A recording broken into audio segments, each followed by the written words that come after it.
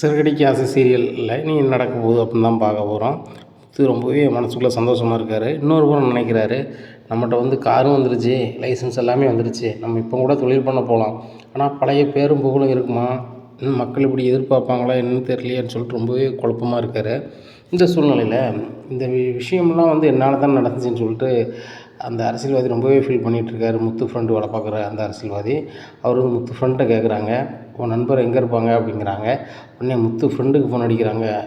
முத்து car stand வந்தானா வச்சானான்னு கேட்குறாங்க. இல்லை, அந்த பிரச்சனையிலேருந்து அவன் இன்னும் மீளவே இல்லை, வீட்டிலே தான் இருக்கிறான். எனக்கு வந்து எப்படி இந்த சமூகத்துக்கு முன்னாடி வர எல்லோரும் என்னான்னு தப்பாக தானே நினச்சிருப்பாங்க. நான் வந்து எல்லோரும் நல்லா இருக்குன்னு தான் நினைப்பேன். அது போக நான் வந்து வேலை செய்ய நேரத்தில் குடிப்பேனா, ஆனால் வந்து என் வீடியோவை வந்து எல்லாருமே ஃபார்வர்ட் பண்ணியிருக்காங்கல்ல, தெரிஞ்சவங்க தெரியாதவங்க எல்லாருமே பண்ணியிருக்காங்க.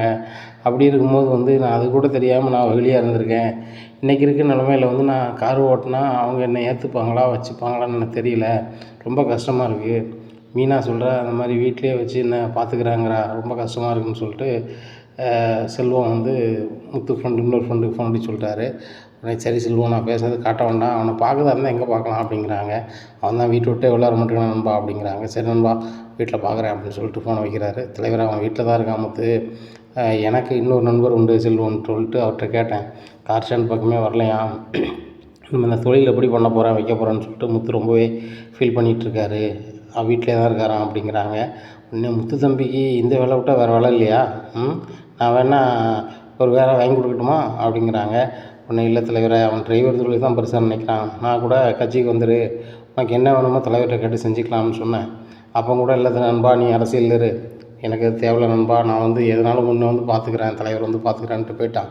எதுக்குமே ஆசைப்பட மாட்டான் தலைவர், அவன் சூப்பர் பையன் அப்படிங்கிறாங்க. அதுதான் நம்மளுக்கு தெரியுமே, காரை வாங்கி கொடுத்தோம், கமிஷன் கூட வாங்க மாட்றான், அது போக பார்ட்டி வச்சாலும் வாங்க மாட்றாங்க.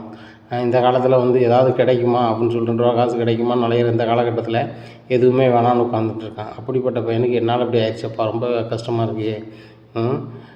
அவனை வந்து பகைச்சவனை நான் வந்து தொழில் பண்ண விடலை, அவனை காலி பண்ணிட்டேன். ஆனாலும் இன்றைக்கி இருக்க சூழ்நிலையில் வந்து முத்து என்னால் இவ்வளோ மனசு கஷ்டப்படுறாங்கும் போது ரொம்ப கஷ்டமாக இருக்குது. அவனை சந்தோஷமாக இருக்கிறதுக்கு நம்ம என்ன தான் பண்ணலான்னு ஒன்றுமே தெரியலையே அப்படிங்கிறாங்க.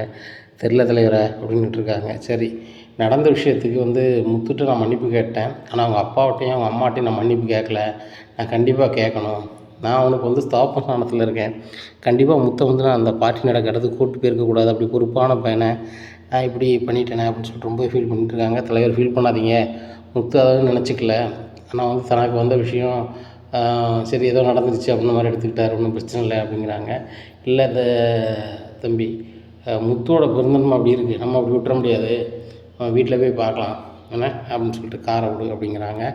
நேராக காரை எடுத்துகிட்டு நேராக முத்து வீட்டுக்கு போகிறாங்க. முத்து வீட்டில் பெரிய காருனுக்கு. இதை பார்த்தா மனோஜ், நம்ம வீட்டுக்கு யார் காரில் வந்திருக்கா, வேறு யாரையும் பிரச்சனை பண்ணிட்டானா அப்படின்னு சொல்லிட்டு வீட்டுக்குள்ளே போகிறாரு. அங்கே தலைவரும் முன்னாடி நடந்து போய்ட்டுருக்காங்க. யாரும் வெள்ளையும் சொல்லாமல் போகிறாங்க, அவருக்கு முன்னாடி 4-5 பேர் போகிறாங்க அப்படின்னு சொல்லி முடிச்சுட்டே வர்றாரு மனோஜ். உடனே மறுபடியும் காரை வந்து பார்க்குறாரு, ஏரியா தலைவர் வண்டி. தலைவர் என்ன நம்ம வீட்டுக்கு வந்திருக்காரு அப்படின்னு சொல்லிட்டு வீட்டுக்குள்ளே பரபரப்பாக போகிறாங்க. தலைவர் வீட்டு வாசனை வந்துட்டு உள்ளே எப்படி போகிறதுன்னு தெரியாமல் அப்படின்னு நின்றுட்டே இருக்காங்க. தலைவர் உள்ளே வாங்க, இது எங்கள் வீடு தான் அப்படிங்கிறாங்க. நீங்கள் இந்த வீட்டு பையன் தான், சரி சரி அப்படின்னு சொல்லிட்டு உள்ளே போகிறாங்க. போனோன்னே அப்பா அப்பா அம்மா அப்படிங்கிறாங்க. உடனே அண்ணாமலையும் விஜயம் வராங்க. என்னப்பா அப்படிங்கிறாங்க.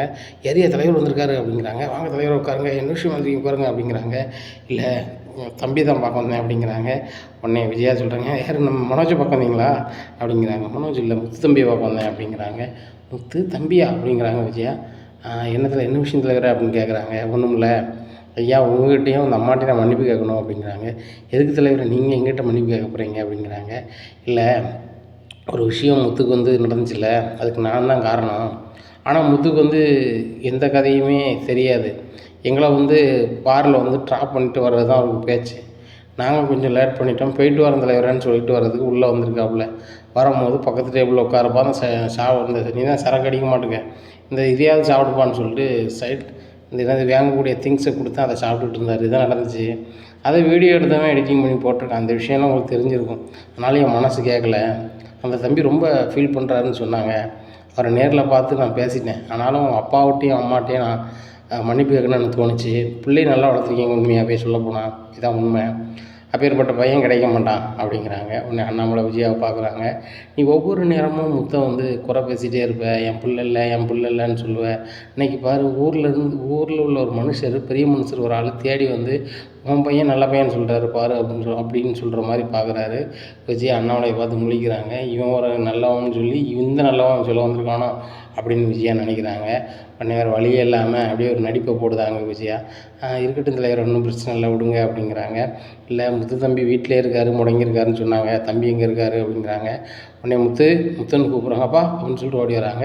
இந்த தலைவரெல்லாம் பார்த்தோன்னே அரசியலில் வந்திருக்காங்கன்னு சொல்லிட்டு ஆனந்த்பா தலைவர் வாங்க அப்படி இப்படிங்கிறாங்க. முத்து உன்னையும் அப்பாவும் பார்த்துட்டு தான் வந்தேன். நான் பண்ணதுக்கு எனக்கு என்ன கைமாறு செய்யணும்னு எனக்கு தெரியலை. டிரைவர் தொழிலே நான் முடக்கி விட்டுட்டேன். அதை நீ ரொம்ப நேசிக்கிறதாக உன் நண்பர் சொன்னாப்புல. எனக்கு மனதுக்கு ரொம்ப கஷ்டமாக இருக்குது. உனக்கு என்ன தொழில் வேணும்னு சொல்லி நான் வச்சு தரேன். அது போக எத்தனை லட்ச ரூபா செலவாயிட்டாலும் பரவாயில்லை. மீனா பேரில் அந்த பூ மார்க்கெட்டே வாங்கி தரனாலும் தந்துடுறேன் அப்படிங்கிறாங்க. உடனே முத்து சொல்கிறாங்க, அதெல்லாம் வேணாம்யா, நான் உழைச்சி சாப்பிட்டுக்குங்கய்யா. ஆனால் அந்த தொழிலேருந்து எப்படி தான் இந்த பிரச்சனையிலேருந்து நான் எப்படி மீண்டு வர போகிறேன்னு தெரில அப்படிங்கிறாங்க. உடனே தலைவர் சொல்கிறாங்க, பிரச்சனை எல்லாமே முடிஞ்சிருச்சு. உனக்கு வந்து இன்னும் நீ எப்போனாலும் கார் ஓட்டலாம் வைக்கலாம், எந்த பிரச்சனையுமே இல்லை. உன் மனசில் மட்டும்தான் அது கஷ்டமாக இருக்குது, வேறு ஒன்றுமே இல்லை. எனக்கும் மனசு பாரமாக இருந்துச்சு. ஏன்னா அந்த தம்பி மனசை நம்ம நோக்கடிச்சிட்டோமே, அந்த தம்பி வாழ்வாதாரத்தை நம்ம சிதைச்சிட்டோமே அப்படிங்கும்போது தான் நான் வந்து இங்கே நின்றேன். சரியா, உனக்கு ஏதாவது நான் செய்யணும்னா சொல்லுப்பா, உடனே செய்ய தயாராக இருக்கேன் அப்படிங்கிறாங்க. உடனே இல்லையா எதுவும் வேண்டாம் அப்படிங்கிறாங்க. உடனே அண்ணாமலைகிட்ட ஒரு 10 லட்ச ரூபாய் கொடுக்காரு. ஐயா இதை வச்சுக்கோங்க, தம்பிகிட்ட எவ்வளவோ கொடுக்குறேன் வாங்க மாட்டான், அந்த பணத்தையாவது கொடுங்க, அவன் ஏதாவது தொழில் பண்ணட்டும் அப்படிங்கிறாங்க. ஐயா வேணாம், என் பையனுக்கு நான் எதுவும் தொழில் பண்ண நான் பார்த்துக்கிறேன் அப்படிங்கிறாங்க. ஐயா நான் வந்து ஒரு தாப்பா சாணத்தில் தான் கொடுக்குறேன், அவன் என் பையன் மாதிரி, சரிங்களா? கண்டிப்பாக நீங்கள் இந்த பணத்தை வாங்கிக்கணும், எனக்காக நீங்கள் வாங்கிக்கணும், முத்துக்கு ஏதாவது பயன்படுத்த கொடுங்க. அந்த தம்பிகிட்ட நான் பலமுறை சொல்லிட்டேன், பலமுறை கொடுத்துட்டேன், அவர் வாங்கவே மாட்டேங்காரு. நான் கையில் கொடுத்த பணத்தை கூட வச்சுட்டு போயிட்டார். அப்பேற்பட்ட பையனாக இருக்கார். கண்டிப்பாக அதை செய்யுங்க. இதுக்கு நான் கைமாறுங்கிறதுக்காக செய்ய வரல, எனக்கும் பிள்ளை கிடையாது. முத்தை என் குழந்தையா பையனாக தான் நினைக்கிறேன், மீனாவை என் மருமகளாக நினைக்கிறேன் அப்படிங்கிறாங்க. அண்ணாமலை அப்படியே அழுதுடுறாங்க. என் பையனை இன்னொரு ஆள் தத்துடுற அளவுக்கு என் பையன் நல்ல பேர் வாங்கியிருக்கானே அப்படின்னு சொல்லிட்டு ரொம்ப சந்தோஷம். உடனே முத்து இவனை நினைக்கும் போது எனக்கு பெருமையாக இருக்குடா அப்படிங்கிறாங்க. அப்பா அப்படிங்கிறாங்க. இல்லை, தான் பையனை வந்து ஊரார் வந்து நல்ல பையன் சொல்லும் போது அந்த பெற்றவங்களுக்கு அவ்வளோ சந்தோஷமாக இருக்காங்க, சந்தோஷமாக இருக்குமா, எனக்கு அவ்வளோ சந்தோஷமாக இருக்குது தலைவர் சொல்லும் போது அப்படிங்கிறாங்க. உண்மையாக நான் இப்படி ஒரு பையனை பார்த்ததில்ல. என் அரசியல் வாழ்க்கையில் நான் வந்து எவ்வளவு துரோகிகளையோ பார்த்துருக்கேன். இப்படி ஒரு நம்பிக்கையான பையன், எதையுமே எதிர்பார்க்காத பையன், இப்பேற்பட்ட பையனுக்கு நம்ம என்ன செஞ்சாலும் தகும். நானே வந்து எங்கள் அப்பா என்னை சத்தம் போட்டார், எனக்கு மனசு கஷ்டமாக இருக்குது, விலகி நிற்கேன் அப்படின்னு நீங்கள் சொல்லும் போது கூட மனசுக்கு ரொம்ப வேதனையாக இருந்துச்சு. அது போல் நான் என்ன சொன்னேன்னா, உனக்கு அந்த வீட்டில் இருக்க பிடிக்கலனா கூட நான் ஒரு தனியாக ஒரு வீடு எழுதி தரேன்பா, அதில் நீ இரு. அண்ணா நகரில் எனக்கு ஒரு வீடு சும்மா தான் கிடக்கு, பெரிய பங்களா, அதில் இரு, நீனே இருந்துக்காப்பா, நீனே வச்சுக்க, நீனே எனக்கு பையன் மாதிரி தான். ஏன்னா எனக்கு அரசியல் வாரிசு ஏதோ கிடையாது, என் வாரிசாக கூட நீ இருப்பான்னு நான் சொல்லி பார்த்துட்டேன். இல்லை, எங்கள் அப்பாவோட அன்பு கிடச்சா எனக்கு போதும்னு சொல்லிவிட்டு இந்த வீட்டிலே வந்து இருக்கான். அந்த பையன் மனசு குணமாகாத அளவுக்கு நடந்துருக்கணும்னா ஏதோ ஒன்று பண்ணிட்டேன். ஐயா நீங்கள் எல்லோரும் மன்னிச்சிக்கோங்க, அம்மா மன்னிச்சிக்கோங்க, தம்பி நான் போயிட்டு வரேன் அப்படிங்கிறாங்க. ஐயா அப்படிலாம் ஒன்றும் இல்லையா, என் நேரம் ஐயா அப்படிங்கிறாங்க. இல்லை தம்பி, எதிர்கட்சிக்காரனுவா ஏதோ பண்ணி உன்னை என்ன பண்ணுறதுக்கு லாக் பண்ணுறதுக்கு ஒன்றை பண்ணிட்டானுங்க. விசாரித்த வகையில் தான் தெரியுது, ஏற்கனவே நீ பூ கொண்டு வரும்போது கூட அந்த சிட்டி தான் வந்து தடுத்துருக்கான், இப்போவும் அவன் தான் பண்ணியிருக்கான். இதுலேருந்து என்ன தெரியுது, அவன் எதிர்கட்சிக்காரனோட ஆளுன்னு தெரியுது. சரி, நான் வேறு மாதிரி டீல் பண்ணிக்கிறேன், சரி நான் பண்ணிட்டேன், இனிமேல் வந்தாலும் நான் பண்ணிக்கிறேன், ஒன்றும் பிரச்சனை இல்லை. முத்து அவன் தொழில் சிறப்பாக வரணும். நான் அப்பாட்ட பணம் கொடுத்துருக்கேன் அப்படிங்கிறது இதுதான் ஃபைனல்லாம் கிடையாது, இது ஒரு சின்ன அமௌண்ட்டு தான் கொடுத்துருக்கேன்.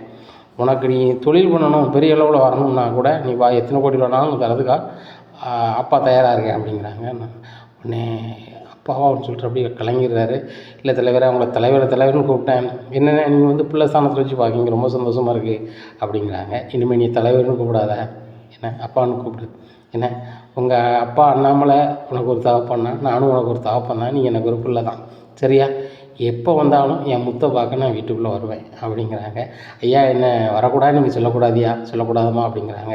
உடனே அண்ணாமலை சொல்கிறாங்க, இங்கே வரக்கூடாதுன்னு எப்படி சொல்லுவேன் அப்படின்ட்டு இருக்காங்க. இந்த சூழ்நிலையில் மனோ சொல்கிறாரு, முத்தை உங்களுக்கு எவ்வளோ நாளாக தெரியும், எப்படி தெரியும் அப்படி இப்படின்ட்டு இருக்காங்க. முத்தை வந்து ரொம்ப நாளாக தெரியும் தம்பி, என்ன விஷயம் தம்பி அப்படிங்கிறாங்க. ஒன்றும் இல்லை நீங்கள் இவ்வளோ பணம் கொடுக்குறீங்களே வைக்கிறீங்களே, இதெல்லாம் எனக்கு தெரியாது, இப்போ தான் பார்க்குறேன், ரொம்ப ஆச்சரியமாக இருக்குது, இவன் சாதாரண டிரைவர், நீங்கள் எவ்வளோ பெரிய அரசியல்வாதி, இவன்கிட்ட பழகிருக்கீங்களே அப்படி இப்படிங்கிறாங்க. தம்பி சாதாரண ஆளோ பெரிய ஆளோ ஏன்னா மனுஷன் மதிக்கணும். ஏன்னா என்ன அவன் மதிக்கிறான், நான் அவனை மதிக்கிறேன். ஏன்னா நாங்கள் 2 பேரும் மரியாதையோடு நடந்துக்கிட்டால் உலகம் எங்களை மதிக்கும். இதுதான் தம்பி இயல்பு வாழ்க்கை அப்படிங்கிறாங்க. இதெல்லாம் கேட்டுக்கிட்டு இருந்த ரோகிணி யார் ரொம்ப நேரமாக பேசிகிட்டு இருக்கா, தூக்க செலவை கெடுக்குறாங்களே அப்படின்னு சொல்லிட்டு கதவை திறந்துட்டு வெளில வராங்க. தலைவரை பார்த்துடுறாங்க. தலைவரை பார்த்தோன்னே ரோகிணி பயங்கர ஷாக்கு. ஆஹா இவரா அப்படிங்கிறாங்க. என்ன கல்யாணி இங்கே நிற்க அப்படிங்கிறாங்க. இது கல்யாணியா அப்படிங்கிறாங்க. உடனே விஜயா கல்யாணின்னு சொல்லிட்டீங்களே தலைவரை அப்படிங்கிறாங்க. ஆமாம் இது கல்யாணி தான். இவங்க வீட்டுக்காரர் கூட என்கிட்ட தான் வேலை பார்த்தாரு. 3 நாள் வீட்டுக்காரர் கூட என்கிட்ட தான் வேலை பார்த்தாரு. அவர் இறந்து போனார் மனுஷன், நல்ல மனுஷன் அப்படிங்கிறாங்க. இதை கேட்ட விஜயா ஒட்டுமொத்த குடும்பம் ரொம்பவே ஷாக் ஆகிடுறாங்க. உடனே அண்ணாமலை கேட்குறாங்க என்னையா சொல்கிறீங்க அப்படிங்கிறாங்க. மனோஜ் அங்கே உறைஞ்சி போய் அப்படின்னு நிற்கிறாரு, ஷாக்காகி நிற்கிறாரு. அப்போ அண்ணாமலை கேட்குறாங்க என்னையா சொல்கிறீங்க அப்படிங்கிறாங்க. ஆமாம் இந்த பொண்ணு ஏற்கனவே வந்துட்டு கல்யாணம் ஆன பொண்ணு, ஒரு பையன் இருக்கான். அவர் வீட்டுக்காரர் என்கிட்ட இந்த பொண்ணுகிட்ட சண்டை போட்டு வரக்கூடிய அந்த காலகட்டத்தில் என்கிட்ட தான் கொஞ்ச நாள் வேலை பார்த்தாரு. கொஞ்சம் வயசான ஆள், இறந்து போனார். இந்த பொண்ணு கொஞ்சம் வயசு பொண்ணு, கஷ்டப்பட்ட பொண்ணு போல். அவரை கட்டியிருக்காங்க. அவரும் நல்லா வசதியாக இருந்து எல்லாத்தையும் அழிச்சிருப்பார் போல். அவர் என்கிட்ட தான் கடைசி காலத்தில் வந்து சேர்ந்தார். இந்த பொண்ணும் அவங்க அம்மா கூட நான் பார்த்து வச்ச வீட்டில் தான் இருந்தாங்க. திடீர்னு அவங்க அம்மா குமரிபாளையத்துக்கு போகிறேன்ட்டு போயிட்டாங்க. இந்த பொண்ணு எங்கேயோ ஏதோ வேலை பார்க்கணுன்னு சொல்லிச்சு. ஏதோ அழகு நிலையமா எங்கேயோ போகிறேன் வரேன் எங்கேயாவது வேலை பார்க்கணுன்னு சொல்லிச்சு. இப்போ என்ன வேலை பார்க்கணுன்னு எனக்கு தெரியல. ஆனால் இந்த பொண்ணு இங்கே இருக்க, இந்த பொண்ணு நினச்சிதுங்க அப்படிங்கிறாங்க. உடனே இவங்களால் ஒருத்தருக்கும் ஒரு பதிலும் சொல்ல முடியல. உடனே முத்து சொல்கிறாங்க அவங்க அம்மா எங்களுக்கு உறவினர் சார், அதான் வந்திருக்காங்க அப்படிங்கிறாங்க. அப்படியா அவங்க அம்மா உங்களுக்கு உறவினரா? சரி சார் சரி சார் சரிப்பா நான் போயிட்டு வரேனே அப்படின்னு சொல்லி கிளம்பி போகிறாங்க. ஒட்டுமொத்த குடும்பமும் ரோகிணியை ரொம்ப கடுப்பில் பார்க்குறாங்க. உன்னை விஜயா கேட்குறாங்க என்ன ரோகிணி பண்ணி வச்சுருக்க, நீ மலேசியா அப்படி இப்படின்னு சொன்ன, கடைசியில் தலைவர் வந்து எப்படி சொல்லிட்டு போகிறாரு, எதுதான் உண்மை, உன் பேர் கல்யாணியா ரோகிணியா, முதல்ல நீ யார் அப்படிங்கிறாங்க. ரோகிணியால் ஒரு பதிலும் சொல்ல முடியல. அந்த ஆன்ட்டி எடுத்து கொடுக்காங்க, அப்படியே பேர வேண்டிதான் அப்படின்னு சொல்லிட்டு ஆன்ட்டி கல்யாணிங்கிறது நான் கிடையாது, அது என்ன மாதிரி தான் அந்த பொண்ணு இருக்கும், அவங்களும் பார்லரில் தான் வேலை பார்க்குறாங்க, நானும் அவங்கள பார்த்துருக்கேன், இப்போ எங்கே இருக்காங்கன்னு தெரில, ஆனால் என்னையும் மாதிரி தான் இருப்பாங்க அப்படி இப்படிங்கிறாங்க. உடனே முத்து சொல்கிறாங்க இதே தலைவர் இருக்கும்போது நீங்கள் சொல்லவே இல்லையே அப்படிங்கிறாங்க. இல்லை தலைவர் என்கிட்ட கேட்கலையா, தலைவர் வந்து கல்யாணின்னாங்க, நான் ஏதாவது பதில் சொன்னேன்னா இல்லை என்னென்னு கேட்டேன்னா, கல்யாணிங்கிறது நான் கிடையாது, கல்யாணின்னு சொல்லிட்டு என்னை மாதிரி ஒரு பொண்ணு இருக்காங்க, அவங்களும் பார்லர் சம்மந்தமான வேலை தான் பார்க்குறாங்க, நான் அவங்கள பார்த்துருக்கேன் வச்சுருக்கேன் அப்படிங்கிறாங்க. அண்ணாமலைக்கு பயங்கர டவுட் ஆகுது, எல்லாருக்குமே பயங்கர டவுட் ஆகுது. மனோஜ் அப்படியே பண்ணி உன்னை மாதிரி இருக்குமா, நான் கூட அவர் தலைவர் சொன்னேன் ரொம்பவே ஷாக் ஆகிட்டேன், உண்மையாக இருக்குமான்னு சொல்லிட்டு. நீ தான் மலேசியாவிலேருந்து வந்த பொண்ணு எனக்கு தெரியுமே, நீ வந்து எப்படி கல்யாணம் முடிஞ்ச பொண்ணாக இருக்க வாய்ப்பு இருக்குது, நான் அவன் கூட வாழ்ந்துருக்கேன் எனக்கு தெரியாதா, கல்யாணம் முடிஞ்ச பொண்ணு எப்படி இருக்கும், கல்யாணம் முடியாத பொண்ணு எப்படி இருக்குன்னு சொல்லிட்டு அப்படிங்கிறாங்க. உடனே ரோகிணி நினைக்கிறாங்க ஆகா மனோஜ் உன்னை ஏமாத்துறதுலாம் பெரிய மேட்டரே கிடையாது, இப்போ ஆன்ட்டி என்ன நினைக்கான்னு தெரியலேன்னு சொல்லிட்டு பையன் ஆன்ட்டியை நினைக்கிறாங்க. ஆன்ட்டி நீங்களும் இதை நம்புகிறீங்களா அப்படிங்கிறாங்க. இல்லை ரோகிணி எனக்கு குழப்பமாக இருக்குது அப்படின்னு சொல்லிட்டு ரொம்ப பார்த்து போயிடுறாங்க. உடனே அண்ணாமலையை பார்த்து அங்கிள் நீங்களும் நம்புகிறீங்களா அப்படிங்கிறாங்க. எம்மா உன்னை பற்றி டவுட் ஆக வேண்டியது உன் புருஷன் மட்டும்தான், உன் புருஷனே நம்பும்போது நான் என்னம்மா செய்ய முடியும் அப்படிங்கிறாங்க. உடனே முத்து அப்படி பார்க்குறாரு. எப்போ அந்த பொண்ணு ஏற்கனவே வந்து வாக்கு சுத்தம்லப்பா, அவர் சொல்கிறது வாய்ப்பு இருக்குப்பா அப்படிங்கிறாங்க. முத்து அவன் புருஷன் என்ன முடிவு எடுக்கணும் அதை எடுக்கட்டும், நம்ம எதுவும் பேச தகுதி இல்லை விட்டுரு அப்படிங்கிறாங்க. உடனே மனோஜ் நீங்களே எதுவும் நீ தப்பாக நினைக்கிங்களா அப்படிங்கிறாங்க. ரோகிணி நான் எதுக்கு தப்பாக நினைக்க போகிறேன், உங்கள் அப்பா பெரிய கோடீஸ்வரர் மலேசியாவில் தான் இருக்காருன்னு எனக்கு தெரியும், இவங்களுக்கு தெரியாதுல்ல, அது தலைவர் வேறு யாரையும் பார்த்துட்டு ஒன்றை மாதிரி இருக்குன்னு சொல்லுவார், இதை நினைக்காத விடு அப்படிங்கிறாங்க. ரோகிணி ரூமுக்கு போயிடுறாங்க. எல்லாருமே நம்பிட்டாங்க. முத்து வந்து என்ன நினச்சிட்டு போகிறான், நம்மளுக்கு தேவையில்ல, இப்போ இந்த ஆன்ட்டி எப்படி சமாளிக்கலாம் அப்படின்னு சொல்லிட்டு முழிக்காங்க. அப்போ தான் நினைக்காங்க பேக்கில் ஒரு 10,000 ரூபா இருக்குது, இதை எடுத்துக்கொண்டு ஆன்ட்டிகிட்ட இந்த மாதம் செலவுக்கு கொடுக்க மாதிரி கொடுத்துருவோம், இன்னும் மாதம் 10,000 கொடுத்து ஆன்ட்டியை கவர் பண்ணிடுவோம் அப்படின்னு சொல்லிட்டு விஜயா ரூம் போகிறாங்க. அதே நேரத்தில் அண்ணாமலை வாய்க்கும் போயிடுறாங்க. அப்போ ஆன்ட்டி அப்படிங்கிறாங்க ரோகிணி என்ற நீ பேசாத, எனக்கு ரொம்ப குழப்பமாக இருக்குது, நீ யார் என்ன வரும்னு சொல்லிட்டு அப்படிங்கிறாங்க. ஆன்ட்டி என்ன மாதிரியே அந்த அரசியல்வாதி நிறைய பேர் பார்ப்பார், ஒரே மாதிரி இருக்காங்கன்னா அவங்களே சொல்லிக்கிட்டு இருக்காங்க, நான் பெரியவங்ககிட்ட எதுவும் பேசணும்னா தான் பேசலை, நான் வந்து பெரிய பணக்கார வீட்டுக்குள்ளே, நான் வந்து இன்னொரு வீட்டில் வேலையில் இருக்கிறவங்கள கல்யாணம் முடிப்பேனா, கல்யாணம் முடிச்சு 2வது கல்யாணத்துக்கு வருவேன்னா எனக்கு குழந்த இருக்கான், இது நம்புது மாதிரியே இருக்குது, நானே சின்ன பொண்ணு இப்போ தான் கல்யாணம் வச்சுருக்கேன், என் வாழ்க்கையை இப்போ தான் ஆரம்பிக்க போகுது, இவங்க வந்து வாழ்க்கையை கெடுக்க பார்க்குறாங்களோ, அதுக்கு நான் ஒரு நாள் சம்மதிக்க மாட்டேன் ஆன்ட்டி நான் பிடிங்க இதில் 10,000 இருக்குது, மாதம் மாதம் செலவுக்கு வச்சுக்கோங்க அப்படிங்கிறாங்க. பணத்தை பார்த்தோன்னே விஜயா வாயை பொளக்குறாங்க. ஆமாம் ரோகிணி, நீ அப்படி பண்ணியிருக்க மாட்டேன்னு எனக்கு தெரியும். நீ எவ்வளோ பெரிய பணக்கார பிள்ளை, மாதத்துக்கு நீ 10,000 எனக்கு செலவுக்கு தர, வீட்டு செலவை பார்த்துக்கிற, மனோஜை பார்த்துக்கிற, நல்லது கெட்டதெல்லாம் செய்கிற. இப்போ இருக்க பொண்ணு இப்படி இருக்க பொண்ணு வந்து கஷ்டப்பட்ட பொண்ணா? சொந்தமாக பார்லர் வச்சுருக்க. கஷ்டப்பட்ட பொண்ணு வந்து பார்லர் வச்சு நடத்த முடியுமா, வைக்குமா? அப்படி இப்படின்னு சொல்லி இது பண்ணுறாங்க. அந்த 10,000 வாங்குறதுக்கு 10,000 கொடுத்தோடனே வாங்கி வச்சுக்கிறாங்க. உடனே ரோகிணி பார்வதிக்கு ஃபோன் அடிக்கும். பார்வதி நீ எங்கே இருக்க? வா நம்ம ஷாப்பிங் போவோம் அப்படின்னு சொல்லிட்டு கிளம்பி வெளில போயிடுறாங்க. ஆஹா, இந்த ஆண்டியை கவர் பண்ணியாச்சு, இன்னும் வந்து முத்தை மட்டும் எப்படியாவது சமாளிக்கணும், எப்படி சமாளிக்கணும்னு தெரியலையே அப்படின்னு நினைக்காங்க. உடனே பேக்கை தூக்கிட்டு வெளில கிளம்புறாங்க. அப்போ மனோஜ் கேட்குறாரு, ஏன் ரோகிணி வெளில கிளம்புற அப்படிங்கிறாங்க. இல்லை கொஞ்சம் சின்ன வேலை இருக்குது, நான் போயிட்டு வரேன் அப்படிங்கிறாங்க. இந்த சூழ்நிலையில் தினேஷ் வந்து பின்னாடியே கட்டிட்டு போகிறாரு பைக்கில். உடனே என்ன தினேஷ், நீ பணம் வேணும்னு கேட்டால் தந்துட்டோம்ல, இப்போ ஏன் பின்னாடி வந்துட்டுருக்க அப்படிங்கிறாங்க. இல்லை எனக்கு அர்ஜென்ட்டாக ஒரு 5,000 தேவைப்படுது அப்படிங்கிறாங்க. எனக்கு சுத்தமாக இல்லை அப்படிங்கிறாங்க. 5,000 தான் நான் கேட்குறேன், 1,00,000 தரது தெரிஞ்சால் உனக்கு 5,000 வாங்க முடியாதா அப்படிங்கிறாங்க. மறுபடியும் வீட்டுக்கு போகிறாங்க. பரபரப்பாக வேற்று ஊற்றி வீட்டுக்கு போகிறாங்க. மனோஜ்கிட்ட பேர் 5,000 கேட்குறாங்க. மனோஜ் வந்து எதுக்கு அப்படின்னு கேட்குறாரு. ஒரு அர்ஜென்ட் செலவு இருக்குது, தாங்க வட்டிக்கு தந்துடுறேன் அப்படிங்கிறாங்க. இல்லை ரோகிணி, பணம் குறைஞ்சிக்கிட்டே வருது, அதான் யோசிக்கேன் அப்படிங்கிறாங்க. மனோஜ் இதுக்கும் வட்டி வந்துடும் அப்படிங்கிறாங்க. அதுக்குள்ளே வட்டி அனுப்புகிறாங்க. சரி ரோகிணி அப்படின்னு சொல்லிட்டு அனுப்பி விட்ருந்தாங்க. உடனே ஏடிஎம்மில் போய் எடுத்துக்கொண்டு தினேஷுக்கு கொடுக்குறாங்க. தினேஷுக்கு பணம் கொடுக்கும்போது முத்து பார்த்துடுறாரு. இவனே ஒரு முல்லை மாதிரி, இந்த முல்லை மாதிரி எதுக்கு இந்த கேடி பணம் கொடுக்கு அப்படின்னு சொல்லிட்டு ரொம்பவே முழிக்காங்க. உடனே தினேஷ் எப்படியா பிடிக்கணுமேன்னு சொல்லிட்டு கார் எடுத்துகிட்டு போகிறாரு. அதுக்குள்ளே ஒரு பைக்கில் தப்பிச்சு போயிடுறாரு. கையும் கலவமாக இன்னொரு வாட்டி இவங்க 2 பேரும் சந்திக்கும் போது பிடிக்கணும் அப்படின்னு நினைக்காங்க.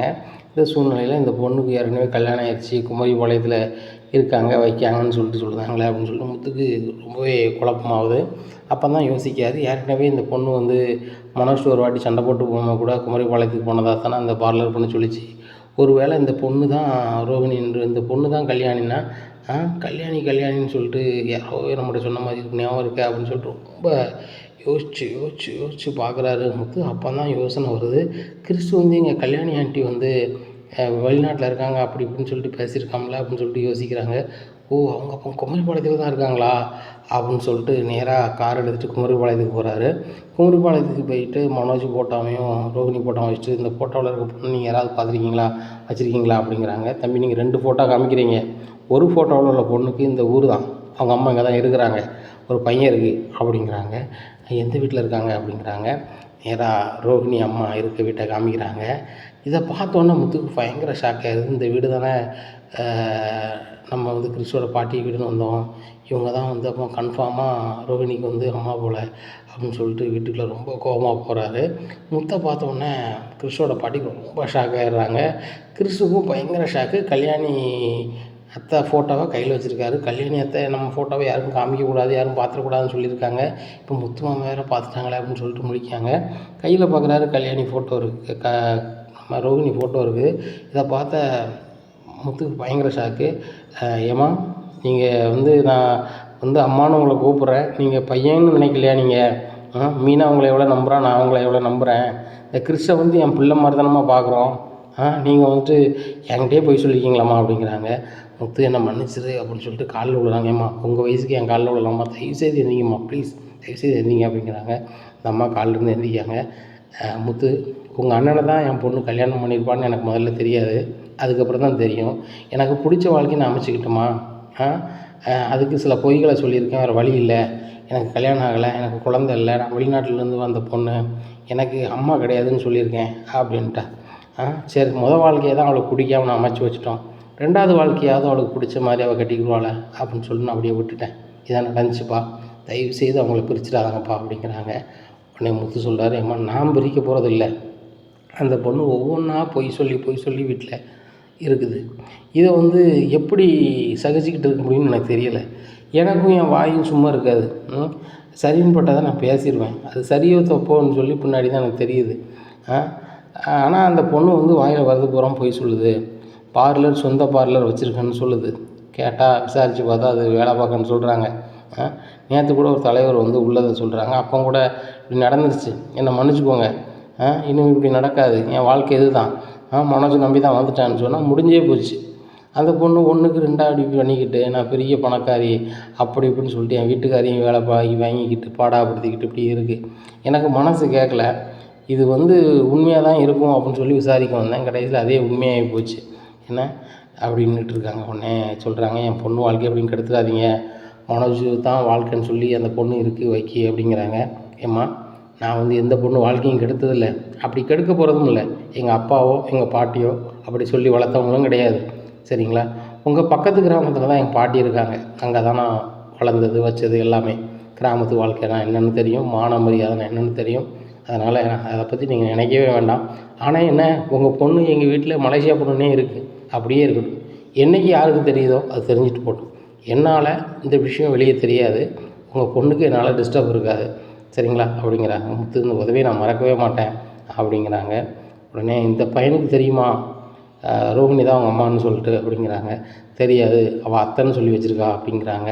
உடனே, அம்மா இப்படியுமாம்மா செய்வாங்க அப்படிங்கிறாங்க. நான் என்னப்பா செய்கிறது, அவளுக்கு கல்யாணமே ஆகலை அப்படின்னு சொல்லி இந்த ஊர் உலகத்துக்கு காட்டி வச்சுருக்காளோ, அதே மாதிரி இந்த பையன்ட்டையும் சொல்லி வச்சுருக்கான். உனக்கு அத்தை, உங்கள் அப்பா எனக்கு அண்ணன் அப்படின்னு சொல்லி வச்சுருக்கான். என்ன செய்கிறது, என்னால் என்ன செய்ய முடியும்னு தெரியல, எனக்கும் உடம்புக்கு சரியில்லை, எவ்வளோ நாள் இந்த கிருஷை பார்க்க முடியும்னு தெரில அப்படிங்கிறாங்க. உடனே முத்து சொல்கிறாங்க, அதை மட்டும் நீங்கள் கவலைப்படாதீங்க. அந்த ரோகிணி வேணால் இந்த கிருஷ் மேலே பாசம் இல்லாமல் நினைக்காமல் இருக்கலாம். நானோ மீனாவோ கிருஷ் நினைக்காமல் இருந்ததும் கிடையாது, இருக்க போகிறதும் கிடையாது. உங்களுக்கு ஒன்று அப்படின்னா, அந்த ரோகிணி இந்த குழந்தைய எடுத்து வளர்க்கலையோ நாங்கள் வளர்த்துப்போம், ஆனால் நாங்கள் பார்த்துப்போம், நல்லா படிக்க வச்சுப்போம். எங்களுக்கு குழந்தை பிறந்தாலும் கூட எங்களுக்கு மூத்த பையனாக அவன் இருப்பான். அதனால் நீங்கள் ஒரு நாளும் கவலைப்பட வேண்டாம் அப்படிங்கிறாங்க. முத்து, உன் மனசு யாருக்கு வராது, மீனா மனசு யாருக்கு வராது அப்படிங்கிறாங்க. ஆமாம்மா, அது என்னமோ எனக்கு தெரியலை, இப்படி இருக்க போய் தான் நான் கஷ்டப்படுறேன்னு என்னமோ தெரில. எங்கள் வீட்டிலே நான் எல்லாரும் நல்லா இருக்குதுன்னு நினச்சிருப்பேன். என்னை தான் படிக்க வைக்காமல் விட்டாங்க, எனக்கு தான் குடும்ப பாசத்தை காட்டாமல் விட்டாங்க, என்னையும் இந்த குடும்பத்தில் ஒரு உறுப்பினராக சேர்க்காம விட்டாங்க. இவ்வளவும் நன்மை செய்யும்போது தான் தீமை நடக்கு. ரொம்ப கஷ்டமாக இருக்குமா. இந்த விஷயத்தை பொறுத்த மட்டும், உங்கள் பொண்ணு விஷயத்தை பொறுத்த மட்டும் கண்டிப்பாக என்னால் உங்கள் பொண்ணு வாழ்க்கை கிடையாது, நீங்கள் கவலையே பட வேண்டாம் அப்படின்னு சொல்லிட்டு கிளம்பி போகிறாரு. முத்து நினச்சி ரொம்பவே பெருமைப்படுறாங்க ரோகிணி அம்மா. பரவாயில்லை, முத்துக்கு நம்ம தெரியப்படுத்திட்டோம், முத்தால் நம்ம எந்த பிரச்சனையும் இல்லை, மீனாட்டையும் சொல்லிடுவார், மீனா வச்சு எந்த பிரச்சனை இல்லை அப்படிங்கிற நினைக்கிறாங்க. இந்த சூழ்நிலையில் முத்து வீட்டுக்கு போயிடுறாங்க.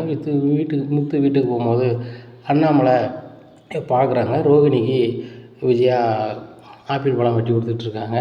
அப்போ அம்மா தலைவர் சொன்னதை நம்பலை, அம்மாவை எப்படியோ கவர் பண்ணியிருக்கா போகிறேன் அப்படின்னு சொல்லிட்டு அப்படியே போகிறாங்க. இன்னும் என்ன முத்து ஒரு மாதிரி இருக்க, வேறு எதுவும் பிரச்சனை அப்படிங்கிறாங்க. ஒன்றும் பிரச்சனை இல்லைப்பா, நீ சாப்பிட்டியாப்பா அப்படிங்கிறாங்க. நான் சாப்பிட்டேன்ப்பா, மீனா சாப்பாடு தந்தா, மாத்திரையும் தந்துட்டா அப்படிங்கிறாங்க. உடனே மீனா கேட்குறாங்க, எங்கெங்கே போனீங்க, செல்ஃபோன் ஆஃப்னு வருது அப்படிங்கிறாங்க. ஆமாம் ரோகிணி, ஆமாம் மீனா, நான் சார்ஜர் போடலை அப்படின்னு சொல்லிட்டு ஃபோனை கொடுக்குறாங்க. சரி, நாங்கள் சார்ஜர் போடுறேன் அப்படின்னு போடுறாங்க. ஏங்க சாப்பிடுங்க அப்படிங்கிறாங்க. இல்லை மீனா, மனசுக்கு தெரியல அப்படிங்கிறாங்க. என்னங்க எதுவும் பிரச்சனையா அப்படிங்கிறாங்க. ஒன்றும் பிரச்சனை இல்லை, அதனால முத்து நினைக்காரு நம்ம மனசுக்கு சரியில்லைன்னு சொன்னோன்னா மீனா ஃபீல் பண்ணுவான்.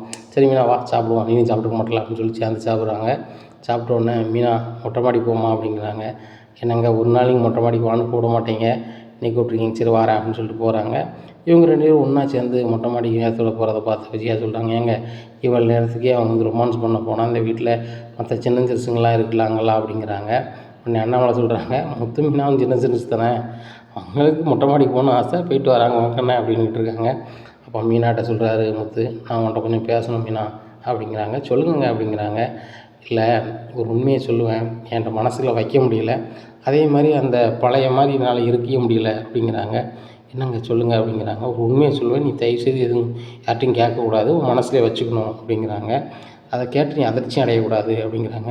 என்னங்க வேறு எதுவும் பிரச்சனையா அப்படிங்கிறாங்க. நீ ரொம்பலாம் இது பண்ணாத, என்னாலேயோ ஒன்னாலேயோ நம்ம 2 குடும்பத்தாலேயோ பிரச்சனை இல்லை, இது வேற ஆளால் அப்படிங்கிறாங்க. அப்போ நம்மளுக்கு என்னங்க சொல்லுங்கள் அப்படிங்கிறாங்க. உடனே ரோகிணி பற்றி தான் சொல்ல போகிறேன் அப்படிங்கிறாங்க. என்னங்க ரோகிணி பற்றி என்னங்க அப்படிங்கிறாங்க. இல்லை, அந்த பொண்ணு ஃபாரின் பொண்ணு கிடையாது அப்படிங்கிறாங்க. ஏங்க அந்த பணம் அனுப்புகிற விஷயத்தில் நினைக்கிங்களோ அப்படிங்கிறாங்க. இல்லை மீனா, தலைவர் சொன்னதை வச்சு நான் நம்பலைன்னு நினைக்க வேண்டாம், நான் விசாரிச்சிட்டேன், யார் அவங்க அம்மா யார் அவங்க பையன் அப்படின்னு சொன்னால் நீ கேட்டால் நீ ரொம்ப ஷாக் ஆயிடுவேன் அப்படிங்கிறாங்க. என்ன சொல்கிறீங்க, ரோகிணிக்கு குழந்த இருக்கா அப்படிங்கிறாங்க. ரோகிணிக்கு குழந்தையும் இருக்குது, அது போக அவங்களுக்கு அம்மாவும் இருக்குது அப்படிங்கிறாங்க. என்னங்க சொல்கிறீங்க அப்படிங்கிறாங்க. இன்னொரு இதை சொல்கிறேன், அது யாருன்னு தெரிஞ்சால் நீ ரொம்ப அடி போயிடுவ அப்படிங்கிறாங்க. கிறிஷ் தான் ரோகிணியோட பையன், கிறிஷ் அம்மா தான் ரோகிணியோட அம்மா அப்படிங்கிறாங்க. இதை கேட்டால் மீனாவுக்கு பயங்கர ஷாக்கு. அப்படியே உட்காந்துடுறாங்க. என்னங்க எப்படி சொல்கிறீங்க, உண்மையாக தானா அப்படிங்கிறாங்க. மீனா, நான் ஆதாரப்பூர்வமாக நிரூபிச்சிட்டேன். நேராக குமரிபாளையத்துக்கே போயிட்டேன். அங்கே உள்ள பெரியவங்ககிட்ட கேட்டு நான் தெரிஞ்சுக்கிட்டேன். அது போக கிறிஸ்டோட அம்மாட்ட பார்த்து பேசினேன் அப்படிங்கிறாங்க. எங்கள் அங்கே போய் நீங்கள் எதுவும் சண்டை கண்டை போட்டிங்களா அப்படிங்கிறாங்க. நான் சண்டையும் போடலை, ஒன்றும் போடலை. போய் கேட்டேன், என்கிட்ட உள்ளதை சொல்லியிருக்க வேண்டியதானம்மா, மீனாக்கிட்ட உண்மையை சொல்லியிருக்க வேண்டியதானே. நாங்கள் வந்து உங்களை அம்மா மாதிரி பார்த்த தாய் மாதிரி தானே பார்க்குறோம், நீங்கள் ஏன் எங்களை மூணாம் மனுஷன் மாதிரி நினைக்கிங்க அப்படின்னு சொல்லிட்டு வந்துட்டேன். அதனால் அவங்க ஒரு மாதிரி ஆகிட்டாங்க.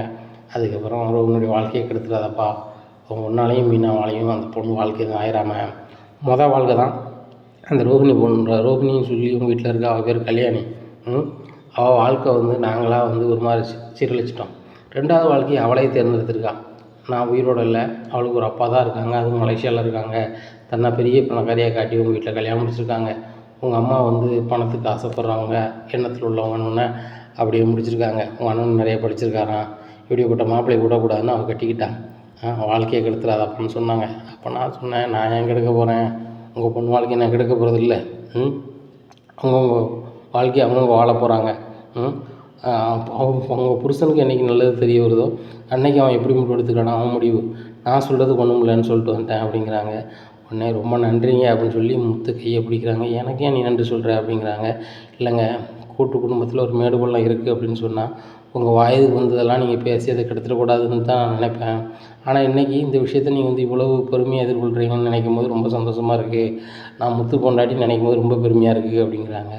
இல்லை மீனா, ஒளிப்படாத எந்த ஒரு கல்லும் சிலையாக முடியாதும்பாங்க.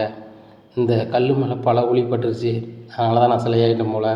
இன்னும் வந்து நான் சிலையாக தான் இருக்க போகிறேன், எதுவுமே பேச போகிறதில்ல. என்ன வாழ்க்கை எதை நோக்கி நகருதோ அதை நோக்கி நானும் நகர்ந்து போயிடணும்.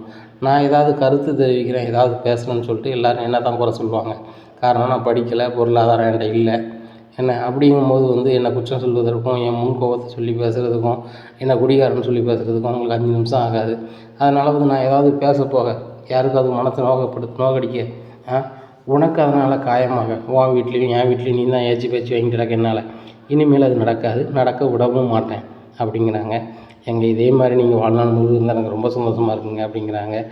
மீனா, நீ தான் சொல்லுவேன் என் புருஷன் முத்து எப்பவும் போல் கலகலன்னு இருக்குன்னு சொல்லிட்டு. அந்த கலகலப்பெல்லாம் போயிடுச்சு மீனா, இனிமேல் வண்டியில் நான் ஓட்டிப்பேனா மீனா அப்படிங்கிறாங்க.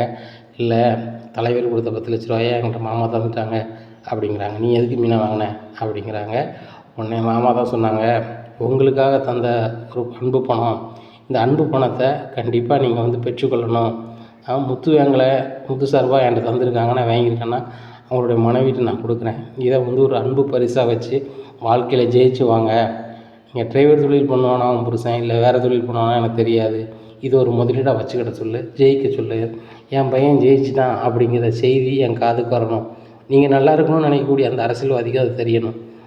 அப்படி நீங்கள் நல்லா இருந்தீங்கன்னா அவருக்கும் பெருமை, எனக்கும் பெருமை அப்படிங்கிறாங்க. இதை கேட்ட முத்து சிரிக்கிறாரு. பற்றியா, அப்பா குணமும் அந்த அரசியல்வாதி குணமும் யாருக்குமே வராது அப்படிங்கிறாங்க. ஆமாங்க, அவர் கூட உங்களை பிள்ளைன்னு தானே சொல்லிட்டு போயிருக்காரு அப்படிங்கிறாங்க. நானும் அவர் இன்னிலேருந்து தகப்பனாக தான் நினைக்கிறேன்.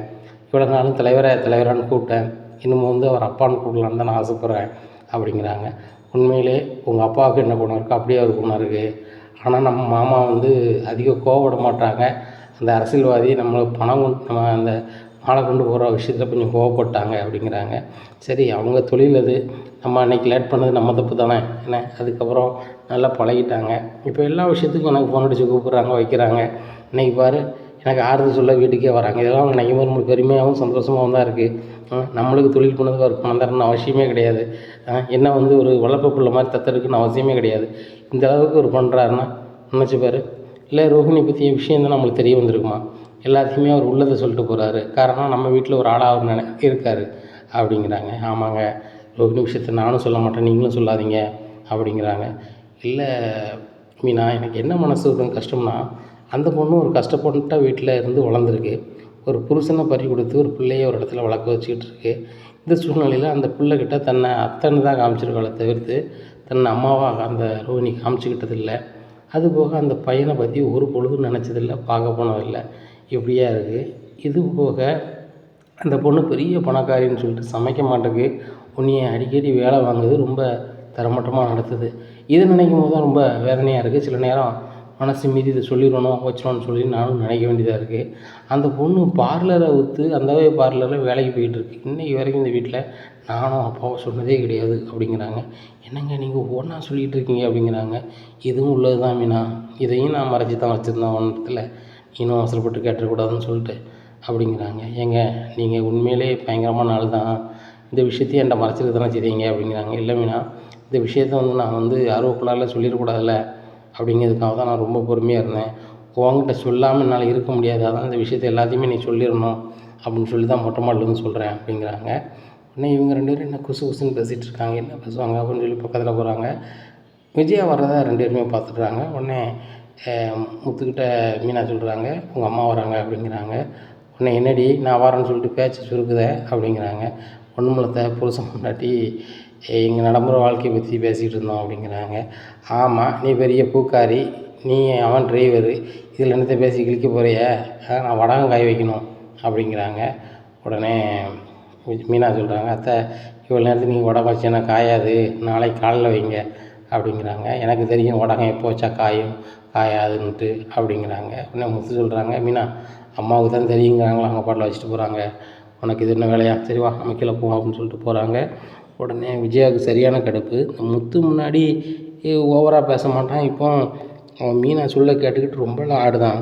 இது நல்லதுக்கே இல்லையே, முன்னாடி எதுக்குனாலும் பேவலை போய் படாப்படுத்துவான், இப்போ குடிக்க மாட்டேங்கான் வைக்க மாட்டேங்கான். அவள் சொல்ல கேட்டுக்கிட்டு ஆடிக்கிட்டு இருக்கான். சரி நானும் இது எவ்வளோ நாளைக்கு தான் போகுதுன்னு பார்க்குறேன் அப்படின்னுட்டுருக்காங்க. சரி இது எப்படினாலும் இவன் டிரைவராக தான் இருக்க போகிறான், அவன் பூக்காரையாக தான் இருக்க போகிறான், இந்த 10 லட்ச ரூபாயை வச்சு அவங்க என்ன செய்ய போகிறாங்க அப்படின்னு நினைக்காங்க. இன்னைக்கு கீழே வராங்க விஜயா, ஏங்க அந்த தலைவர் இந்த 10 லட்ச ரூபா என்னங்க ஆச்சு அப்படிங்கிறாங்க. எதுக்குமா அப்படிங்கிறாங்க. கொண்டாங்க, நான் பீரோவில் பத்திரமா வைக்கேன், நம்ம வீட்டு தேவைக்கு எதுக்காவது ஆகும்லா, மனோஜ் பிஸ்னஸ் பண்ண போகிறான், நாளைக்கு மேடு பள்ளம்னா கொடுத்ததோ வசதியாக இருக்கும்ல அப்படிங்கிறாங்க. அந்த பணத்தை நான் எப்போவுமே மீனோட்ட கொடுத்துட்டேன், அந்த பணம் நம்ம பணம் கிடையாது, அது முத்துக்காக கொடுக்கப்பட்ட ஒரு அன்பளிப்பு, அது அவங்ககிட்ட தான் இருக்கணும் அப்படிங்கிறாங்க. ஏங்க அவன் சாதாரண ஒரு டிரைவர், வண்டி ஓட்டு கிடக்க போகிறான், இவா 10 ரூபாய்க்கு பூ ஊற்றிட்டு கிடக்க போகிறான், இவங்களுக்கு 10 லட்ச ரூபா எதுக்கு அப்படிங்கிறாங்க. அவங்க எதுக்கும் பயன்படுத்துகிறாங்க. அதை நீ கேட்குறதுக்கோ நான் கேட்குறதோ வேறு யாரும் கேட்க உரிமை இல்லை. ஒன்று பணம் கொடுத்தவர் கேட்கணும், இல்லை வாங்கினா முத்தோ மீனவோ கேட்கணும், நம்ம கேட்கக்கூடாதுல்ல அப்படிங்கிறாங்க. இல்லைங்க அந்த பணத்தை வச்சு அவங்களால ஒன்றுமே செய்ய முடியாது, மனோஜ்ட்ட கொடுத்தா கூட 10 20 ஆக்குவான் அப்படிங்கிறாங்க. ஆக்குவான் இருக்க பணத்தை ஏமாந்துட்டு வேணாம் நிற்பான் அப்படிங்கிறாங்க. ஏங்க என்ன இப்படி பேசுகிறீங்க, 15 லட்ச ரூபா அவங்க மாமா அனுப்பியிருக்காரு, இன்னும் 15 லட்ச ரூபா எப்போ அனுப்புவார், பிஸ்னஸ் பண்ணலான்னு வெயிட் பண்ணிகிட்டு இருக்கான் அப்படிங்கிறாங்க. 15 லட்ச ரூபா அனுப்பியிருக்காரு, அதை காலி பண்ணிவிட்டு இன்னும் 15 லட்ச ரூபா அனுப்புனா நான் எப்போ காலி பண்ணுவேன்னு சொல்லி வேணா அவன் பையன் இது பண்ணுவான், அந்த மாதிரி தான் இருக்குது அப்படிங்கிறாங்க. ஏங்க நீங்கள் மனோஜை ஒரு நாள் நம்ப மாட்டிங்களா அப்படிங்கிறாங்க. அதுக்குள்ளே அறிகுறியே தெரியலையே, காலையிலே எந்திரிக்கிறான், குளிக்கிறான், சாப்பிட்றான், படுத்துக்கிறான், அந்த பொண்ணு வேலைக்கு போய் வீட்டு செலவு பார்க்குது. இன்றைக்கி வரைக்கும் ஆச்சு கல்யாணம் பண்ணி பிறகு 1 ரூபா செலவு கூட வீட்டுக்கு பார்த்ததில்ல, தாய் தகப்பனுக்கு ஒரு உதவி செஞ்சதில்லை. இப்படிப்பட்ட சூழ்நிலையில் ஒரு உழைப்பும் காட்டாதவன் எந்த தொழில் பண்ணி ஜெயிக்க போகிறான், வேர்வை வந்தால் தானே ஜெயிக்க முடியும், உன் பையன் முதுகில் வேர்வை வந்த மாதிரியே இல்லையே அப்படிங்கிறாங்க. கண்டிப்பாக ஜெயிப்பான் பாருங்கள் அப்படிங்கிறாங்க. இப்படியே சொல்லிட்டு மாமனார்கிட்ட பணம் வாங்கி ஒருத்தன் தொழில் பண்ணி ஜெயிக்கணும்னு நினச்ச பிறகு அது வாழ்க்கையே ஆகாது, தன்னுடைய சுய உழைப்பில் முன்னேறி வரணும், அதுதான் வாழ்க்கை. இந்த முத்தப்பார் ஒத்த ரூபா காசு யார்ட்டையும் ஆசைப்பட மாட்றான், முன்னேறி வரணும்னு நினைக்காமல அப்படிங்கிறாங்க. ஏங்க அவனாங்க அந்த காரு வாங்கி ஓட்டுறான், அவன் பொண்டாட்டி தான் வாங்கி கொடுத்துருக்கா அப்படிங்கிறாங்க. உடனே அண்ணாமலை சொல்கிறாங்க, அவன் வாங்கினானே மீனா வாங்கினானே 2 ஒன்று தானே, மீனா தொழில் இல்லாங்கும் போது அவன் பைக் வாங்கி கொடுக்க தானே செய்கிறான், ஒருத்தருக்கு ஒருத்தர் அவங்க பெரிய அன்பில் இருக்காங்க. இதை தான் நம்ம நினச்சி பெருமைப்படணுமே தவிர்த்து இவனுக்கு அவன் வாங்கி கொடுத்துருக்கானா அப்படின்னு பேசக்கூடாது அப்படிங்கிறாங்க. உடனே இந்த 10 லட்ச ரூபாய் எப்படியாவது கிட்டேருந்து வாங்கணுமா, என்ன செய்யலாம் அப்படின்ட்டு யோசிக்காங்க. இந்த சூழ்நிலை தான் பார்வதி யோசனை கேட்காங்க. பார்வதி வீட்டில் ஒரு 10 லட்ச ரூபா அனாமத்தான் இருக்குது, அதை வாங்கணும், என்ன செய்யலாம் அப்படிங்கிறாங்க. ஏன் விஜயா உனக்கு சிந்தனை பூரா எப்படி போகுது, அந்த 10 லட்ச ரூபா வீட்டில் இருந்துட்டு போகுது, அதை வச்சு உனக்கு என்ன செய்ய போகிற அப்படிங்கிறாங்க. இல்லை அந்த பணத்தை ஏரியா தலைவர் ஒரு 10 லட்ச ரூபா முத்துக்கும் மீனாவுக்கும் தொழில் பண்ணிக்காங்கன்னு ஒரு 10 லட்ச ரூபா கொடுத்துருக்காங்க என் வீட்டுக்கார்ட்ட. என் வீட்டுக்கார் என்கிட்ட தருவார்னு பார்த்தா அவர் அந்த பூக்கார்ட்ட கொடுத்துட்டாரு. ஆனால் பூக்கார்ட்ட தான் இருக்குது, ஆனால் என் வீட்டுக்காரு கேட்டால் பூக்காரியோ முத்தோ கொடுத்துருவாங்க, என்ன சொல்லி வாங்கலாம்னு எனக்கு தெரியல அப்படிங்கிறாங்க. என்ன சொல்லி வாங்க போகிற எனக்கு என்ன தெரியும் அப்படிங்கிறாங்க. இல்லை அதை வேணும்னா மனோஜுக்கு தொழில் பண்ணதுக்கோ எனக்கு கொஞ்சம் நகை எடுக்கிறதுக்கோ வசதியாக இருக்கும், ஆனால் அந்த முத்துக்கும் மீனாவுக்கும் அது போயிடுச்சு அப்படின்னா அவங்க தொழில் பண்ணி மனோஜோட பெரிய ஆள் ஆயிடுவாங்க, இந்த வீட்டில் மனோஜோ ரவியோ தான் பெரிய ஆளாக இருக்கணும், பணக்கார மருமக 2 பேரும் தான் மேம்பட்டு இருக்கணுமே தவிர்த்து இந்த பூக்காரியோ இந்த முத்தோ 5 காசு கூடுதலாக சம்பாரிச்சிடக்கூடாது அப்படிங்கிறாங்க. இப்படியுமா விஜயா இருப்பேன் அப்படிங்கிறாங்க. நான் அப்படி தான் இருப்பேன், இதுக்கு ஒரு வழி சொல்ல முடியும்னா சொல்லு, இல்லைன்னா வேறு யார்ட்டையும் கேட்டுக்கிறேன் அப்படிங்கிறாங்க. சரி யாராவது யோசனை சொல்ல தான் போகிறாங்க, அதே யோசனையை நான் சொல்கிறேன் அப்படிங்கிறாங்க. என்ன யோசனை பார்வதி அப்படிங்கிறாங்க. இல்லை உனக்கு உடம்புக்கு முடியல, ஏதாவது பண்ணது மாதிரி ஒரு ஹாஸ்பிட்டலில் படு, அந்த ஹாஸ்பிட்டலில் டாக்டர்கிட்ட யார்கிட்டையும் செட் பண்ணிடுவோம், செட் பண்ணிவிட்டு ஏதோ உடம்புல ரொம்ப பெரிய ஒரு பார்ட்டுக்காக முடியாமல் இருக்குது, அதுக்கு இவ்வளோ செலவாகும் அவ்வளோ செலவாகும்னு சொல்லிட்டு பணத்தை கட்ட சொல்லுவோம். பணத்தை கட்டுவாங்க. அங்கே வந்து எல்லாம் ரெடி பண்ண மாதிரி சும்மையாவது ஒன்று வச்சுட்டு வெளியில் அனுப்பிட்டு அந்த பணத்தில் அவங்க ஒரு 10% கமிஷன் எடுத்துக்கிட்டோம், நம்மளுக்கு மீதியை தந்துடட்டும்னு சொல்லி பேசிட வேண்டியதானே அப்படிங்கிறாங்க. பார்வதி இது சூப்பர் யோசனையாக இருக்குது, யாரை இது பண்ணலாம் வைக்கலாம் அப்படின்ட்டு இருக்காங்க. எனக்கு தெரிஞ்ச ஒரு பொண்ணு ஒரு டாக்டராக இருக்கா, அவகிட்ட பேசி ஆஸ்பத்திரியில் இந்த மாதிரி ரெடி பண்ண சொல்லுவோம் அப்படிங்கிறாங்க. சரி ரெடி பண்ண சொல்லு அப்படிங்கிறாங்க. உடனே அந்த பொண்ணு அதே மாதிரி ரெடி பண்ணுது. ரெடி பண்ணோன்னே விஜயா பார்வதிக்கு ஃபோன் அடிக்காங்க. பார்வதி நான் எப்படி நடிக்கணும்னு சொல்லு அப்படிங்கிறாங்க. அவன் வீட்டுக்கார் படுத்தால அது மாதிரி நெஞ்சு பிடிச்சி படுத்துரு. படுத்த உடனே ராமான்னு எல்லோரும் ஹாஸ்பிட்டலுக்கு கொண்டு போகணுமாங்க. அந்த கேப்பில் வந்து நீ எனக்கு தகவல் சொல்லிடு, நான் கரெக்டாக வீட்டு வாசலுக்கு வந்துடுவேன் அப்படிங்கிறாங்க. சரி பார்வதி நாளைக்கு காலைல 10 மணிக்கு என்ன அப்படிங்கிறாங்க.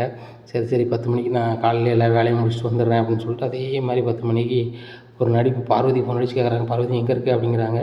உன் வீட்டு வாசலில் தான் வந்துட்டுருக்கேன், கரெக்டாக பண்ணு அப்படிங்கிறாங்க. நடிப்பு ஆரம்பி அப்படிங்கிறாங்க. உடனே பார்வதி சொன்ன மாதிரியே நடிப்பு ஆரம்பிக்காங்க. அடே அம்மான்னு சொல்லிட்டு வலதுபுறம் கையை நெஞ்சு வச்சுக்கிட்டு ஒவ்வொரு அம்மான்னு உருளுதாங்க. உடனே என்னம்மாச்சுதுன்னு சொல்லிட்டு எல்லோரும் பதறுதாங்க. மனோஜ் ரோகிணி எல்லாருமே பதறுறாங்க. இந்த சூழ்நிலையில் இவர் நிற்காரு, நம்ம மனோஜ் நிற்கிறாங்க, ரோஹிணி நிற்கிறாங்க, அண்ணாமலை நிற்கிறாங்க. இந்த சூழ்நிலையில் எனக்கு நெஞ்சு வலிக்கு அப்படிங்கிறாங்க. ஆஸ்பத்திரி தூக்குங்கடா அப்படிங்கிறாங்க. உடனே மனோஜை பார்க்குறாங்க ரோஹிணி. உங்கள்கிட்ட பணம் இருக்குதுன்னு சொல்லிட்டு உங்கள் அம்மா ஹாஸ்பிட்டல் செலவு பண்ணி கொடுத்துறாதா அப்படிங்கிறாங்க. நான் எப்படி கொடுப்பேன், நான்லாம் கொடுக்க மாட்டேன், பணம்னா அப்பா எதாவது ரெடி பண்ணி கொடுப்பாங்க, இல்லை முத்து ரெடி பண்ணி கொடுப்பான், நான்லாம் கொடுக்கவே மாட்டேன் அப்படிங்கிறாங்க. சரி மனோஜ் அது பணமாரு அப்படிங்கிறாங்க. இந்த சூழ்நிலையில் ரோகிணி அப்படி எட்டி பார்க்குறாங்க போட்ட கண்ணு விட்டு. விஜயா நம்மளை எல்லோரும் நம்பிட்டாங்களா அப்படின்னு சொல்லிட்டு, சரி எல்லோரும் சோகமாக தான் இருக்காங்க, இந்த பூக்காரி வேறு கதறிக்கிட்டு இருக்கா, ஒன்றும் பிரச்சனை இல்லை அப்படின்னு சொல்லிட்டு முழிக்காங்க. இந்த சூழ்நிலையில் பார்வதியும் வந்துடுறாங்க. விஜயா என்னாச்சு அப்படிங்கிறாங்க. விஜயாவுக்கு நெஞ்சா வலிக்கு அப்படிங்கிறாங்க. உடனே என்ன அத்தை உங்களுக்கு வரதுக்கு முன்னாடி தெரிஞ்சிச்சா அப்படிங்கிறாங்க. இல்லை அவன் நெஞ்சு பிடிக்கிறாளா அப்படிங்கிறாங்க. அவனை முத்து கேட்குறாங்க. அம்மாவுக்கு நெஞ்சு வந்து இடதுபுறம் இருக்கானா வலதுபுறம் வலிக்குங்கிறாங்களா, அப்போ வாயு பிடிப்பாக இருக்குமோ அப்படின்னு முத்து சொல்கிறாரு. ஆஹா இவன் வந்து வெறும் காயப்படியை தட்டு தந்தே முடிச்சிடுவான் போலே, அப்போ பணத்தை எப்படி ஆகும்னு தெரியலையே அப்படின்னு சொல்லிட்டு மறுபடியும் இடதுபுறத்தில் கை வச்சு அம்மாங்கிறாங்க. நான் பாரு இடதுபுறம் தான் கை வச்சிருக்கா அப்படிங்கிறாங்க. நான் தான் தப்பாக பார்த்துட்டானோ, சரி ரைட்டு அப்படின்னு சொல்லி பேசிகிட்டு இருக்காங்க. உடனே பார்வதி அத்தை சொல்கிறாங்க, இந்த மாதிரி வாங்க எனக்கு தெரிஞ்ச ஹாஸ்பிட்டல் இருக்குது, அங்கே கம்மியாக இருக்கும் அப்படிங்கிறாங்க. உடனே அண்ணாமலை சொல்கிறாங்க, எங்கள் ரயில்வே ஹாஸ்பிட்டலுக்கே கொண்டு போயிடலாம், ஹஸ்பண்ட் ஒய்ஃபுக்கு பண்ணலாம் அப்படிங்கிறாங்க. இல்லைண்ணே நான் சொல்கிற ஹாஸ்பிட்டலில் எனக்கு தெரிஞ்ச பொண்ணு வேலை பார்க்குது, சூப்பராக பண்ணி தருவாங்க, அது போக விலைக்கும் கம்மியாக இருக்கும் அப்படிங்கிறாங்க. விலை கம்மியாக இருக்குமா அப்படிங்கிறாங்க. இல்லை கம்மியான ரேட்டு தான் வாங்குவாங்க அப்படிங்கிறாங்க பார்வதி. உடனே விஜயா அப்படி வந்து காலை மிதிக்கிறாங்க பார்வதி காலை. உடனே பார்வதி ஒழுங்காக பேசுன்னு சொல்கிறாளோ அப்படின்னு நினச்சிட்டு சரி வாங்க நம்ம கொண்டு போவோம் அப்படின்னு சொல்லிட்டு ஒரு வண்டியை பிடிச்சி கொண்டு போகிறாங்க. ஆம்புலன்ஸை பிடிச்சி கொண்டு போகிறாங்க. முத்து பின்னாடியே காரில் போகிறாங்க. அந்த ஹாஸ்பிட்டலில் எல்லாம் பேசி வச்சுருக்காங்க. உடனே எவ்வளோ அமௌண்ட் இங்கே இருக்குது அப்படின்னு சொன்ன மாதிரி எல்லாமே சொல்லி வச்சுருக்காங்க. 10 லட்ச ரூபா ரவுண்டாக கேட்கணும் அப்படின்னு சொல்லிட்டு. உடனே இவங்களுக்கு வந்து பெரிய பிரச்சனையாக இருக்குது, உடனே 10 லட்ச ரூபா கட்டினீங்கன்னா ஒரு 1 ஹவரில் காப்பாற்றிடுவோம் வச்சுருவோம் அப்படி இப்படின்னு பேசுகிறாங்க. இப்படி 1 ஹவரில் காப்பாற்றிடுவீங்களா அப்படின்னு சொல்லிட்டு எல்லோரும் பேசிகிட்டு இருக்காங்க. அப்போ மீனாட்ட முத்து சொல்கிறாரு, மீனா அவன்கிட்ட பணம் இருக்குல்ல அதை கொண்டு வா அப்படிங்கிறாங்க. சரிங்க நீங்கள் கார் எடுங்க போவோம் கொண்டு வந்துடுவோம் அப்படிங்கிறாங்க. உடனே அண்ணாமலை சொல்கிறாங்க, நீங்கள் கொடுக்க வேண்டாம், இது வந்து தலைவர் கொடுத்தது, தலைவர் கொடுத்ததை நம்ம இது பண்ண நல்லா இருக்காது அப்படிங்கிறாங்க. இல்லைப்பா அதை முதல்ல பார்த்துக்கலாம், தலைவர் கூட நான் சொல்லிக்கிறேன், தொழில் கூட நான் பின்னாடி பண்ணிக்கிறேன்ப்பா, முதல்ல அம்மா முக்கியம் அப்படிங்கிறாங்க. உடனே ரோகிணியை பார்த்து மனோஜ் முழிக்காரு, நான் பணம் கொடுக்க மாட்டேன் என்னாலும் நீ ஒன்றும் நினைக்காத அப்படின்னு சொல்லிட்டு இது பண்ணுறாங்க. உடனே சூப்பர் மனோஜ் அப்படிங்கிறாங்க. உடனே முத்து அங்கேருந்து 10 லட்ச ரூபாயை கொண்டு வராங்க. கொண்டு வந்தோடனே நர்ஸு வந்து சொல்கிறாங்க, இந்த மாதிரி நீங்கள் சொன்ன மாதிரியே எல்லாமே ரெடி பண்ணிட்டோம் வச்சுட்டோம் அப்படின்னு சொல்லி விஜயாட்ட சொல்கிறாங்க. விஜயா சொல்கிறாங்க, எவ்வளோ நேரம் நடிக்கணும் அப்படிங்கிறாங்க. பணம் கட்டுறது வரைக்கும் நீங்கள் நடிச்சிருங்க, 10% முன்னாடி கேட்டாங்க, இப்போ 30% கேட்குறாங்க அப்படிங்கிறாங்க. ஒன்று விஜயா சொல்கிறாங்க, அவ்வளோ பணம் தர முடியாது வைக்க முடியாது அப்படிங்கிறாங்க. உங்களுக்கு வந்து ஒன்றுமே இல்லை, ஆனால் உங்களுக்கு அப்படி ஆகிட்டு இப்படி ஆகிட்டுன்னு சொல்லிட்டு பணத்தை வாங்கி உங்கள்கிட்ட தர போகிறோம். 30% டாக்டர் எடுத்து தான் தருவார் அப்படிங்கிறாங்க. உடனே பார்வதியை நான் பார்க்கணும் அப்படிங்கிறாங்க. உடனே அத்தை உங்களை பார்க்கணுமா அப்படின்னு சொல்லிட்டு பார்வதியை உள்ள விடுறாங்க. மனோஜும் ரோகிணி எல்லாருமே நம்பிக்கிட்டு வெளில நிற்கிறாங்க. சொன்ன பார்வதி போய் பார்க்குறாங்க. உடனே எந்திரிச்சு பார்வதி முதல்ல வந்து 10% தானே கேட்டாங்கன்னு சொன்னால் இப்போ 30% கேட்குறாங்களாம் அப்படிங்கிறாங்க. சரி கொடுத்து தொலை, பணம் தானே முக்கியம் அப்படிங்கிறாங்க. சரி இந்த முத்து மீனும் பணம் எடுக்க போயிட்டாங்களா அப்படிங்கிறாங்க. அவங்க காரில் போயிருக்காங்க. வந்தோடனே பணத்தை கட்டிடுவாங்க. பணத்தை கட்டி ஒரு 1 ஹவர் கழிச்சு சும்மா வரைக்கும் சும்மா படுத்துக்க, அவன் மேலே சும்மா கட்டி வச்சுருப்பாங்க. அப்படியே வீட்டுக்கு போகலான்னு சொல்லிடுவாங்க. வீட்டுக்கு அதெல்லாம் கிளம்பிடலாம் அப்படிங்கிறாங்க. இல்லை 2 நாள் ஹாஸ்பிட்டலில் இருக்க சொல்லுவாங்களா அப்படிங்கிறாங்க. இல்லை டாக்டர் வந்து வீட்டிலே பார்த்துக்குவாங்கன்னு சொல்லி சும்மா பில்டப் பண்ணி அனுப்பி விட்ருவாங்க. சும்மா எனக்கு தெரிஞ்ச பொண்ணு 2 நாள் உன் ரூமுக்கு வந்துட்டு போவா, அதோட முடிஞ்சது, அதுக்கப்புறம் நீ வீட்டில் ரெஸ்ட் தான் எடுக்கணும் அப்படின்னு சொல்லிடுவான். ஒன்றும் பிரச்சனை இல்லை. அதுக்கப்புறம் அந்த பணம் உனக்கு வரப்போகுது. நீ நகை எடுக்க போகிறியா, இல்லை மனோஜுக்கு தொழில் கொடுக்க போகிறியா, இல்லை வேறு எதுவும் செய்ய போகிறியா அது உன் விருப்பம் என்ன அப்படிங்கிறாங்க. உடனே விஜயாவுக்கு பயங்கர சந்தோஷம். சரி முத்து மீனா வந்துட்டாங்களான்னு பாரு அப்படிங்கிறாங்க. முத்து மீனாவும் பணத்துக்கு வீட்டுக்கு போகிறாங்க. அங்கே பணத்தை தேடி பார்க்குறாங்க. பணத்தை காங்கலை. அந்த பணத்தை மனோஜ் திருடி அவங்க ரூமில் கொண்டு வச்சுருக்காங்க. மனோஜுக்கு வந்து 2 சிந்தனை. நம்மகிட்ட ஏற்கனவே 28 லட்ச ரூபா இருக்குது. இந்த முத்து மீனாட்ட அடிச்சிட 10 லட்ச ரூபா இருக்குது. இதை வச்சு நம்ம பிஸ்னஸ் பண்ணால் பெரிய ஆளாயிடலாம் அப்படின்னு சொல்லிட்டு ரொம்ப கனவோடு இருக்காங்க. பணத்தை தேடி பார்க்காங்க, கிடைக்கல. நேராக ஹாஸ்பிட்டலுக்கு போகிறாங்க. பணமே கிடைக்கல, வைக்கலை அப்படின்னு சொல்லிட்டு இருக்காங்க. அப்போ பார்வதி ரொம்பவே ஷாக்காகுது. பணத்தை காங்கலையா? அப்போ விஜயாவோட நிலைமை என்னாகும்? விஜயா வேறு சும்மையாவது நடிச்சிட்டு படுத்து கிடக்கால, இன்னும் ஹாஸ்பிட்டலில் நினச்சி வந்து தெரியல அப்படின்னு சொல்லிட்டு ரொம்பவே முடிக்கிறாங்க. இப்போ அண்ணாமலை சொல்கிறாங்க, இங்கே பணம் கட்ட முடியாதுல்ல, நம்ம வந்து அங்கே கொண்டு போயிடுவோம். அந்த பணத்தை என்னடாச்சு அப்படி இப்படின்னு சொல்லி முத்துட்டு கேட்குறாங்க. தெரிலப்பா, தேடி பார்த்தோமா காங்கலை மீனா அந்த பீரோவில் தான் வச்சுருக்கா, காங்கலை வைக்கல அப்படிங்கிறாங்க. எல்லோரும் மனோஜை பார்க்குறாங்க. மனோஜ் சொல்கிறார் நானும் எடுக்கல, வைக்கல அப்படிங்கிறாங்க. உடனே ஹாஸ்பிட்டலில் நம்ம எதுவும் பேச வேண்டாம் முத்து, நம்ம நேராக ரயில்வே ஹாஸ்பிட்டல் கொண்டு போயிடுவோம். ரொம்ப நேரம்னா அதுக்கு தான் இருக்கக்கூடாது அப்படின்னு சொல்லிட்டு ரயில்வே ஹாஸ்பிட்டல் கொண்டு போகிறாங்க. உடனே விஜயா பார்வதி கேட்குறாங்க என்னாச்சு அப்படிங்கிறாங்க. உடனே இல்லை துட்டக்காங்களே, என்ன துட்டக்காங்கலையா அப்படிங்கிறாங்க. ஆமாம் துட்டக்காங்களா தான் ரயில்வே ஹாஸ்பிட்டல் கொண்டு போகிறாங்க அப்படிங்கிறாங்க. அந்த டாக்டர் எல்லாம் சொல்கிறாங்க என்னாச்சு அப்படிங்கிறாங்க. ஒன்றும் இல்லை அப்படிங்கிறாங்க. சரி நீங்கள் வீட்டுக்கு போனாலும் சரி தான் எங்கள் கமிஷன் வந்துடணும் அப்படிங்கிறாங்க பார்வதிட்ட. பார்வதி சொல்கிறாங்க ஒன்றுமே செய்யாமல் கமிஷனர் கேட்குறாங்க. சரி ஏதாவது மாட்டி விட்டுறாதாங்க, கமிஷன் தந்துடுறோம் அப்படின்னு சொல்லிட்டு பார்வதி எல்லோரும் சேர்ந்து விஜயாவை கூப்பிட்டு போகிறாங்க ரயில்வே ஹாஸ்பிட்டலுக்கு. ரயில்வே ஹாஸ்பிட்டலுக்கு போனால் மாட்டி விடாமல் அப்படின்னு சொல்லி விஜயா பெய்ய படுத்துக்கிடாங்க. இந்த சூழ்நிலையில் ரயில்வே ஹாஸ்பிட்டலில் செக் பண்ணி பார்க்குறாங்க. செக் பண்ணி பார்த்துட்டு இவங்களுக்கு ஒன்றுமே இல்லையே அப்படின்னு சொல்லிட்டு நேராக அண்ணாமலையை கூப்பிட்றாங்க. ஐயா உங்கள் மனைவிக்கு என்ன செய்யுதுன்னு கூட்டி வந்தீங்க அப்படிங்கிறாங்க. இல்லை நெஞ்சு வலிக்குன்னு கூட்டி வந்தாங்க, அங்கே பெரிய பிரச்சனைன்னு சொல்லி அந்த ஹாஸ்பிட்டலில் ஆப்ரேஷன் பண்ணணும்னு சொன்னாங்க அப்படிங்கிறாங்க. உடனே ரயில்வே ஹாஸ்பிட்டலில் சொல்கிறாங்க அப்படி ஒரு நிலையே கிடையாது, உங்கள் வீட்டம்மா ரொம்ப ஆரோக்கியமாக இருக்காங்க, அவங்களுக்கு எதுவுமே கிடையாது. அவங்களுக்கு நெஞ்சு வலின்னு நீங்கள் சொன்னீங்க அப்படின்னா உங்களுக்கு வந்து வாயு பிடிப்பாக தான் இருக்கணும், வாயு பிடிக்கு லைட்டாக காயத்தை கொதிக்க வச்சு குடித்தாலே போதும் அப்படிங்கிறாங்க. இதை கேட்டால் அண்ணாமலை ரொம்பவே ஷாக் ஆகிடுறாங்க. இனி என்ன நடக்கும் இந்த அண்ணாமலை வீட்டில் அப்படிங்கிறத பொறுத்திருந்து பார்க்கலாம். நம்ம சேனலை நீங்கள் மறக்காமல் லைக் அண்ட் சப்ஸ்கிரைப் பண்ணுங்கள். நன்றி, வணக்கம்.